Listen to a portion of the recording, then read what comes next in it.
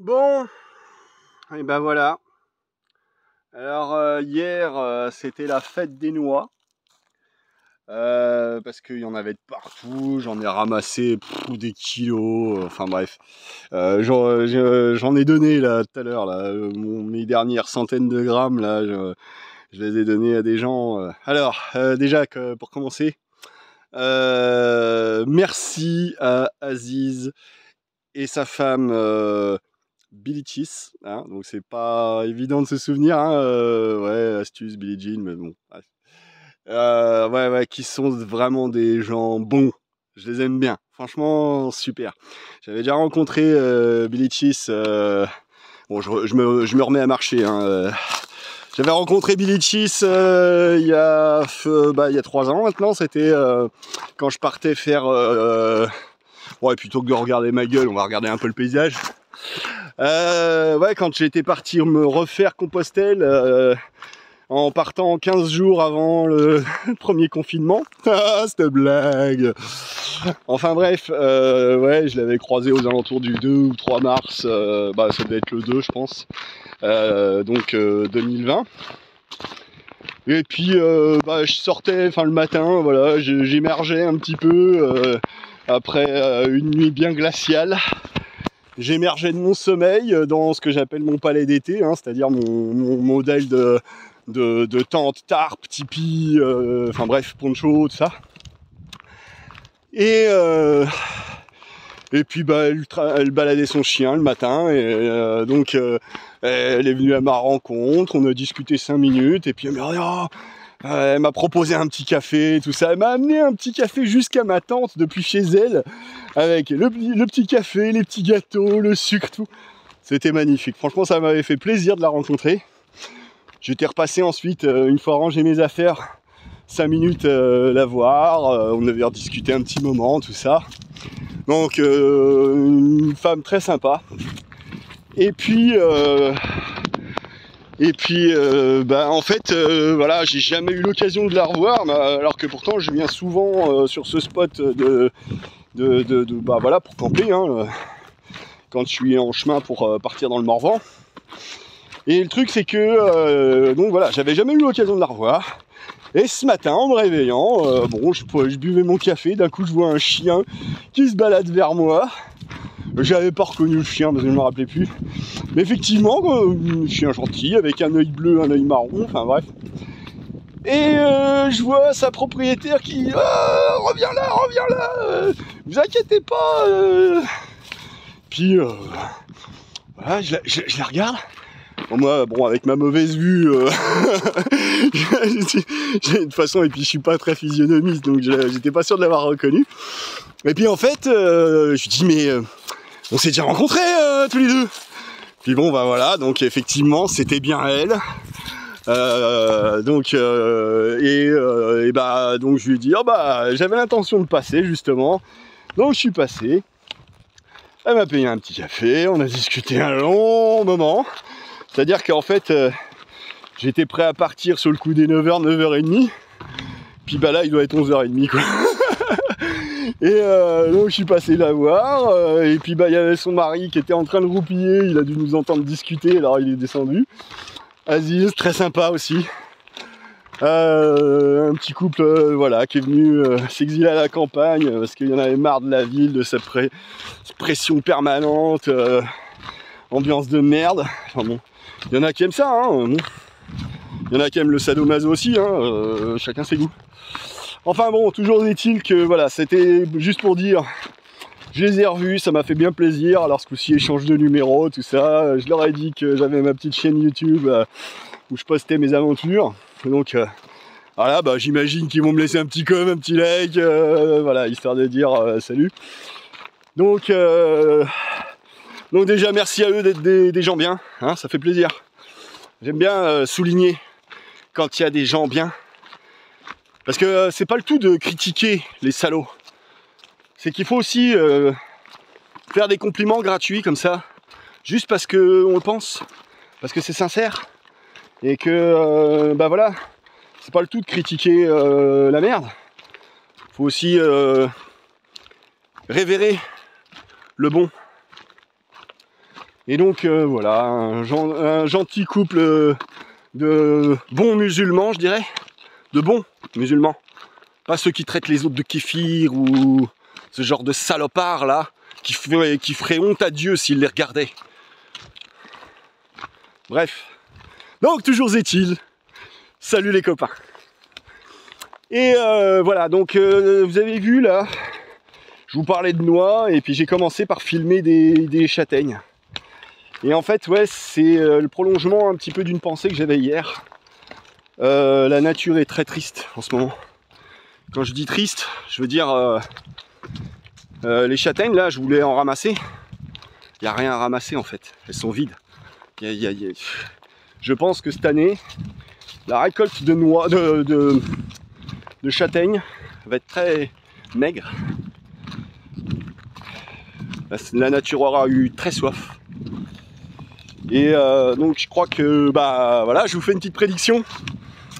La farine de châtaigne et les châtaignes en général, ça va coûter un max cette année. Ça va être blindé. Enfin bref. Puis dans le même titre, dans le même style, bah ouais, les champignons, j'en ai pas vu un seul de mangeable jusqu'ici. J'en ai vu un d'une espèce que je pense être comestible, enfin si je l'ai bien reconnu, une espèce d'agaric, mais alors bon, il était déjà à moitié sec. J'en ai vu quelques autres que je connais pas, ou voilà, ou dont je sais qu'ils sont pas comestibles, mais bon, vraiment la misère quoi.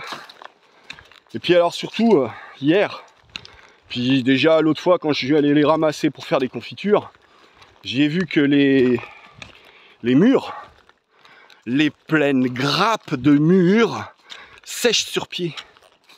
Mûres, mais sèches. Y a rien. C'est genre en fait normalement là à cette époque de l'année, soit elles devraient déjà être terminées, déjà en train de moisir sur pied. Sauf qu'en fait là il n'y a même pas d'humidité pour que ça moisisse. Elles ont séché. Il y a des pépins avec de la pulpe sèche autour, voilà, de la peau, comme on dirait de la peau sur les os. Voilà. Donc ça c'est très triste. Puis le petit chemin là sur lequel j'ai commencé la vidéo, en fait en l'empruntant ça m'a fait repenser parce que j'aime bien avoir une pensée miséricordieuse pour les petites bêtes du bon Dieu comme diraient certains. Et j'avais croisé il y a quelques années sur ce même chemin à quelques mètres de là où je filmais une petite musaraigne morte, probablement de soif ou de faim, alors que c'était voilà, c'était l'été, il faisait chaud et c'était la sécheresse. J'en ai recroisé une autre hier sur un autre chemin et voilà, ça me fait de la peine moi. J'ai de la peine pour la nature et je voulais dire ça. Sinon ouais, quoi d'autre, oh, j'aurais encore plein de trucs à dire. Hein. Ah, ça a caillé cette nuit un petit peu. Oh là là là là, cette nuit. Ah, je suis rentré dans ma tente au départ. Alors, j'ai dormi à la belle étoile, comme je disais. Hein. La tête qui dépasse de la tente. Et puis, à regarder... Qu'est-ce que c'est ça? Non, j'ai cru que c'était un champote. À regarder les étoiles. Bon, sans mes lunettes, forcément, je vois moins bien, mais bon. Mais j'ai dormi à la belle, comme je disais. Mais alors, au début, alors hier soir quand je suis allé me coucher, je m'étais bien habillé, parce que j'avais peur d'avoir froid.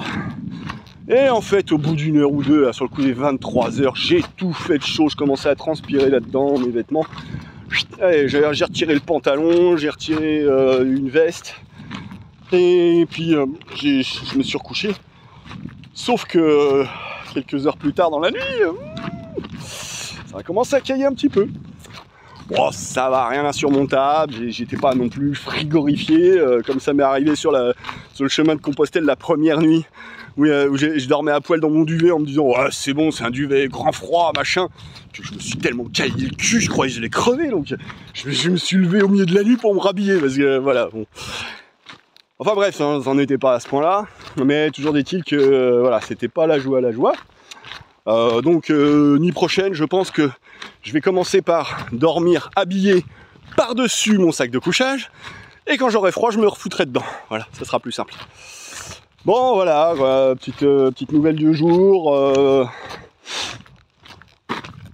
Et que dire de plus, je sais plus. Ah si, oui, c'était hier après avoir fini la vidéo là que j'ai postée. J'ai oublié de préciser un ou deux trucs à propos de mon modèle là, de proto là. C'est qu'en fait la pèlerine, avec le tapis de sol qui sert à, voilà, à se mettre devant la tente, tout ça. Et puis mon petit sac là, mon sac de récolte là, comme je disais là, le sac en jean là. Ça en fait, je les ai conçus de telle façon que ça fasse en soi un kit sac à dos, tente, voilà. Bon alors, faudrait que je fasse la démonstration, tout ça. Puis avec la pèlerine qui sert aussi justement à faire un abri qu'on peut soit mettre comme un tarpe tendu entre deux arbres pour pouvoir faire un grand abri pour plusieurs personnes, conditions qui peuvent pas trop fort. Ou alors simplement replier d'une telle façon que ça fasse une tente. Bon, bref. Tout ça, il faudra que je fasse peut-être des démonstrations. Sauf que je suis un peu embêté parce que normalement, si je veux pouvoir on dit poser un brevet, je suis pas censé faire de démonstration publique. Parce que sinon ensuite, vous avez fait une démonstration publique, pas le droit de poser un brevet. Bon, un brevet c'est déjà plus de 5 000 € si je crois bien me souvenir. Donc moi qui suis fauché comme les blés, je crois que je dois les avoir en raclant les fonds de tiroir, mais bon, disons qu'ensuite il me reste plus rien. Alors je sais pas, je verrai. En fait, voilà, je me dis, est-ce que j'en ai pas un peu rien à foutre? De toute façon, déjà c'est qu'un proto, il est loin d'être terminé, même si ça fonctionne plutôt bien. Mais puis surtout en fait, ce que j'ai pas dit, j'ai dit à très peu de monde en fait, c'est que ce proto, à la base, l'idée, c'est que je crois plus en la société, je crois plus en toutes ces conneries, et que je me dis, vu comme c'est parti, je suis trop honnête, hein. Voilà, je suis tellement honnête que les flics se permettent de mentir pour me foutre dans la merde, parce que moi je dis la vérité, alors que si je mentais, bénéfice du doute, les gars. Ouais. Moi, j'ai dit la vérité. Et eux, ils ont menti pour me foutre dans la merde, ces fils de pute. Donc, voilà. C'est le genre de petits détails, quoi. Le bras armé de l'injustice, comme je les appelle, ces bâtards. Ça me donne pas envie de continuer. J'ai pas envie de faire cadeau à la société de quoi que ce soit. J'ai envie de lui pisser au cul à la société. Ouais. Je sais bien que je devrais pas en parler si négativement, parce qu'il y a toujours des gens bien. La preuve, j'en ai rencontré tout à l'heure encore. Mais honnêtement, ils sont pas loin de penser comme moi en fait. Peut-être un peu plus radical quelque part, même si j'aime pas du tout ce terme de radicalisme. Les radicaux, ils me cassent les couilles. Hein? Moi, j'aimerais bien plus de modération. J'aimerais bien être un petit peu un exemple. Question tolérance, modération, gentillesse, empathie. Tous ces espèces de mots qui sont presque devenus des insultes.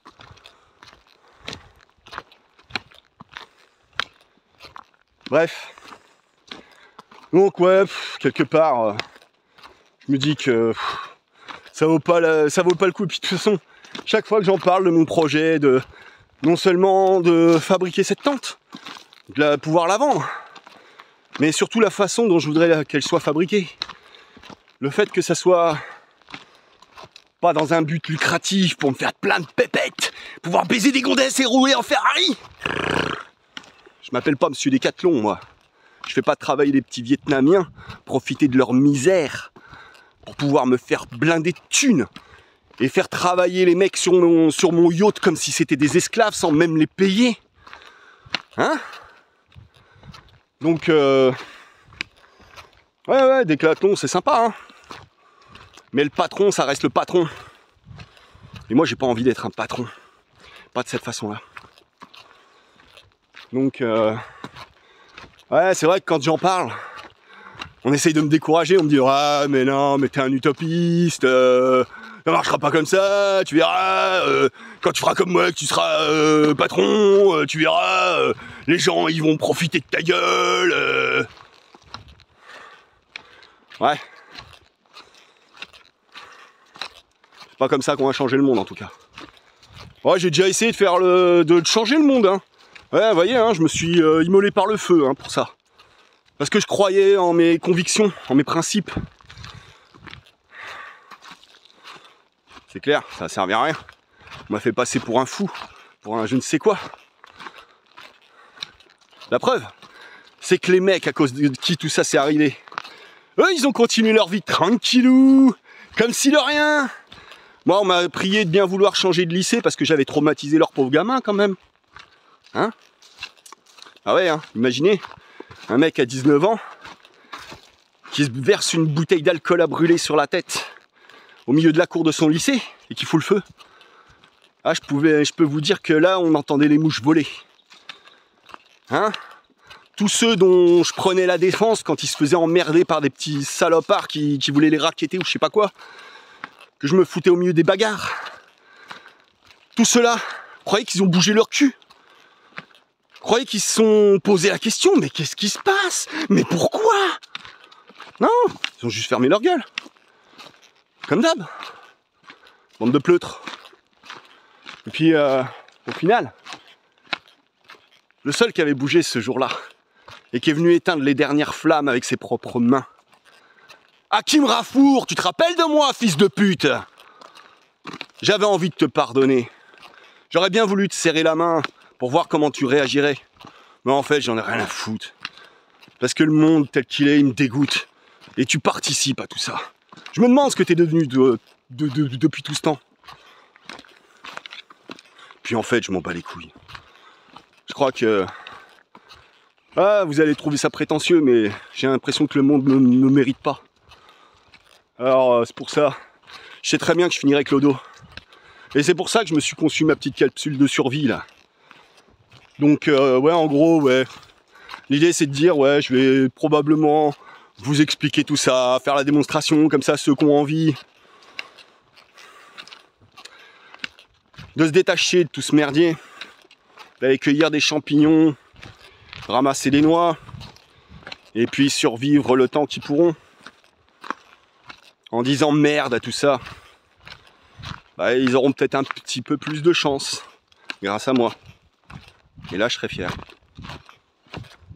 Toujours est-il que voilà, bon, je vous ferai la démonstration au cours de mes prochaines vidéos. Là, je vous ferai voir tout ça bien en détail, parce que bon, de toute façon, je suis plus à ça près. Puis, à quoi bon? Hein? Quand on est un sale drogué de fumeur de joint comme moi, ça vaut le coup de mentir pour me retirer mon permis, toute possibilité de subsistance. Et quand cette salope de juge qui me demande « Alors, comment va votre consommation de cannabis ?» et que moi je lui dis « Très bien, merci », et qu'ensuite, elle m'a incendié cette salope, qu'elle m'a limite insulté en me disant que je manquais de respect, que je savais pas ce que c'était que le respect. Toi, tu sais pas ce que c'est que le respect, sale pute. Et que les féministes ferment leur gueule parce que ça serait un mec, je l'aurais traité de sale pute tout pareil. Alors fermez vos gueules vous aussi là, avec vos ambitions mal placées. Bref, bon, c'est bien joli tout ça, mais je vais continuer mon chemin. Ouais, ça fait déjà peut-être bien presque 20 minutes. Et bah, c'est par là-bas que ça se passe. Saulieu, me voilà.